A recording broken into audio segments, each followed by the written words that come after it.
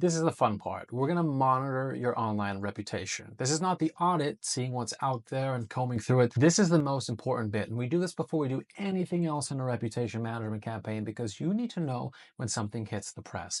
Even if you're not a public figure or a person of interest, there is a chance that negative content might come out. Either a negative story re-syndicates, or an old ex-partner posts a negative video or picture about you, or perhaps a work colleague is jealous of your promotion and publishes something. We're going to set up a brand alert, which is going to notify you instantly if any negative content comes out. And the beauty of this is brand alerts can be run through Google. So many people want to buy expensive tools like Meltwater or Hootsuite, or you can, but you don't need those things. So I'm going to teach you how to use Google brand alerts and leverage it in order to get the most out of it. So let's jump on my computer and I'll walk you through it.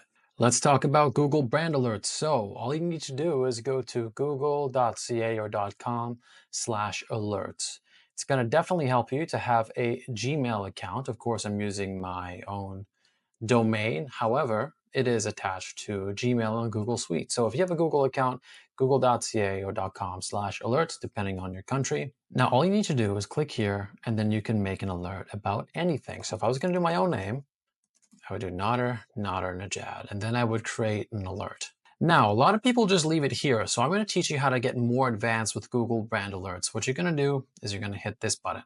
You're going to go to Edit, and then once you edit, you can choose regions, whether that's specific regions you want to set the alert for, specific languages, or sources. You can narrow down to blog, news, web, video, books, discussions, and finance. Now, how often? This is the most important one because this is how agile you want to be. At most, once a day is okay if you just want to maintain a regular lookout. Now, I recommend as it happens because as it happens, a lot of people forget to click this, is right when you get mentioned, Google will let you know. And this will deliver right to the email that you set the corresponding announcement up to. And now you can do only the best results, but I would go down to all results because you want to see everything that is happening.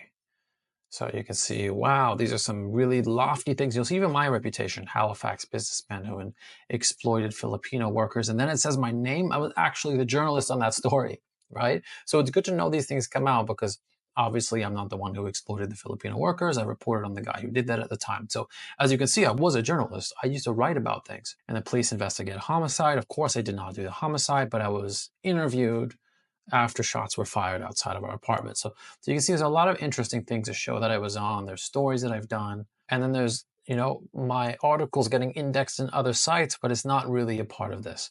So you actually want to set these up for all different combinations. So we have that. I might do our company. There we go. I'm going to create an alert. I'm going to go into the alert. I'm going to do as it happens, any regions, I'm going to do all results. And I'm going to update the alert. And that's as simple as it is. Now, if you want to get more complex with this, there's a whole bunch of different things you can do.